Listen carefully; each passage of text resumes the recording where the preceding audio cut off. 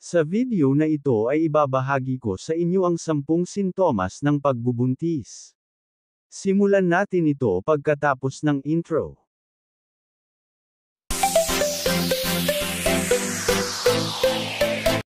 Ang mga sintomas ng pagbubuntis ay mga palatandaan na nagpapahiwatig na ang isang babae ay maaaring buntis.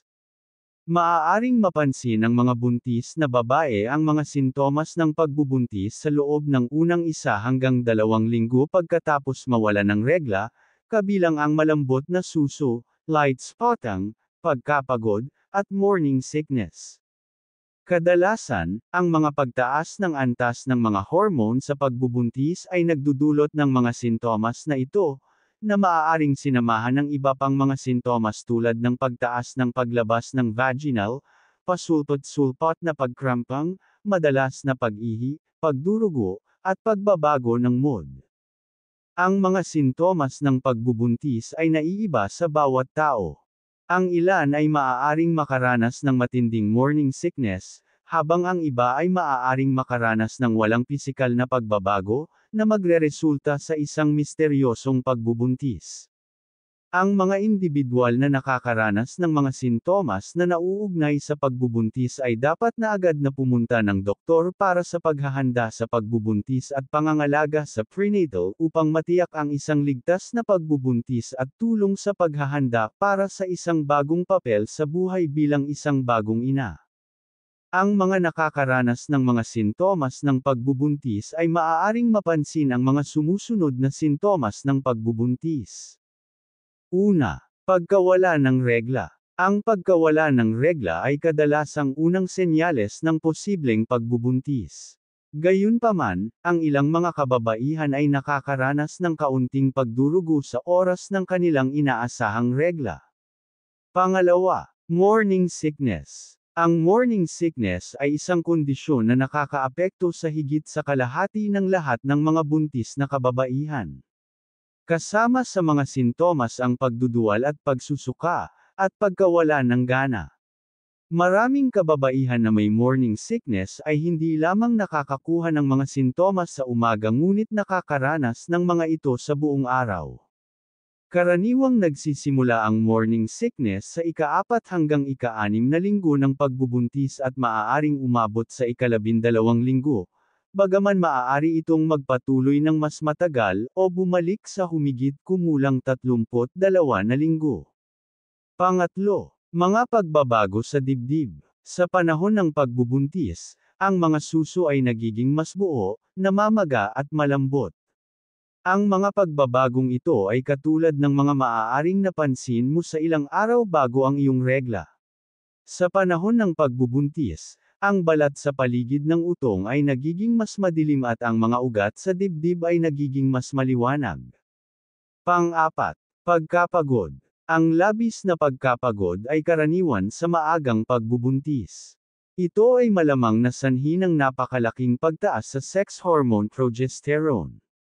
Ang progesterone ay kinakailangan upang mapanatili ang pagbubuntis at tulungan ang sanggol na lumaki, ngunit pinapabagal din ito ang iyong metabolismo.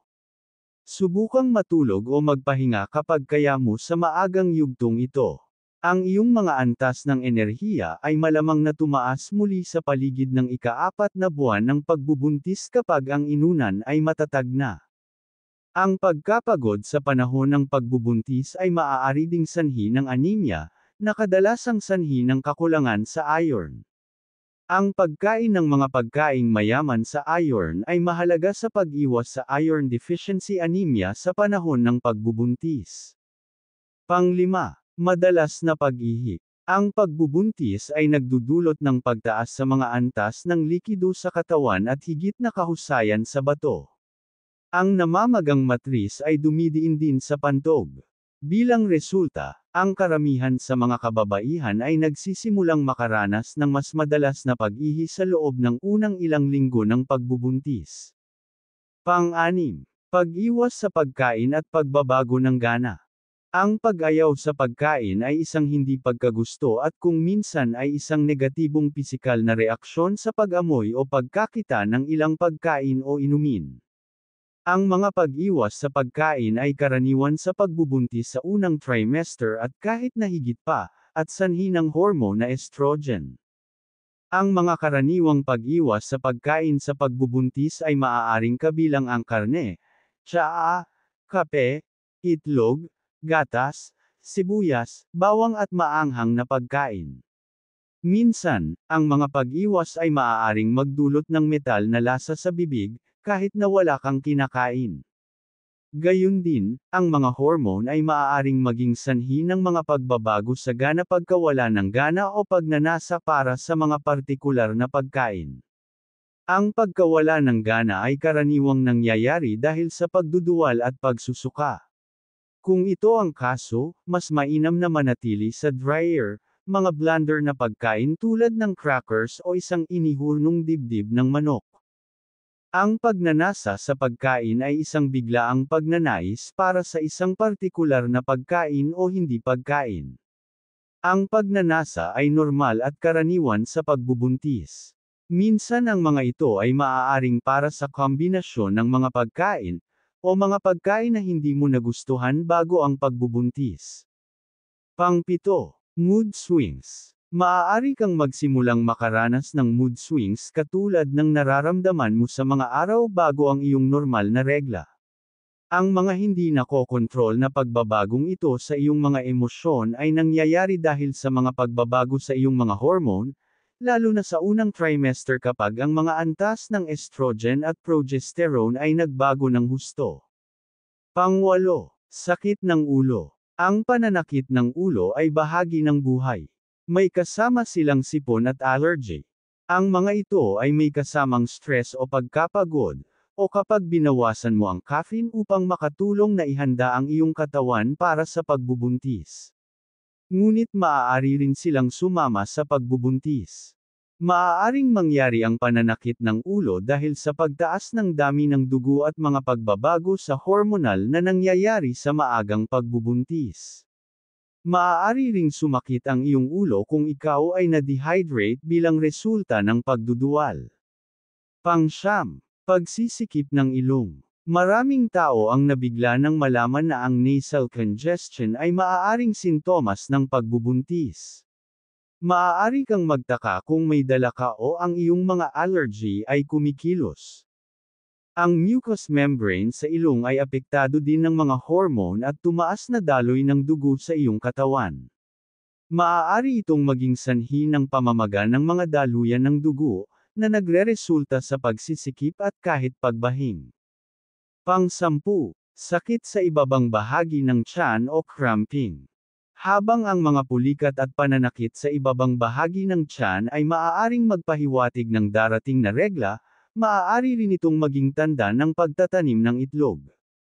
Ang mga implantation cramp ay maaaring mangyari ng may spotting o dumudugo o wala, at maaaring iba ang pakiramdam sa period cramps. Halimbawa, maaari kang makaramdam ng banayad hanggang katamtamang pagtusok, paghila o pangangilig na dumarating at napupunta sa loob ng ilang araw.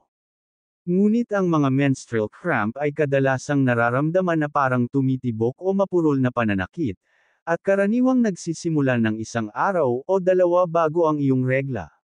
Kung nararanasan mo ang alinman sa mga sintomas na ito at nakatanggap ka ng positibong pagsusuri sa pagbubuntis, tiyaking iset up ang iyong unang pagbisita sa prenatal kasama ang iyong OB/GYN sa loob ng 8 linggong pagbubuntis. At dito nagtapos ang pagbahagi ko sa inyo.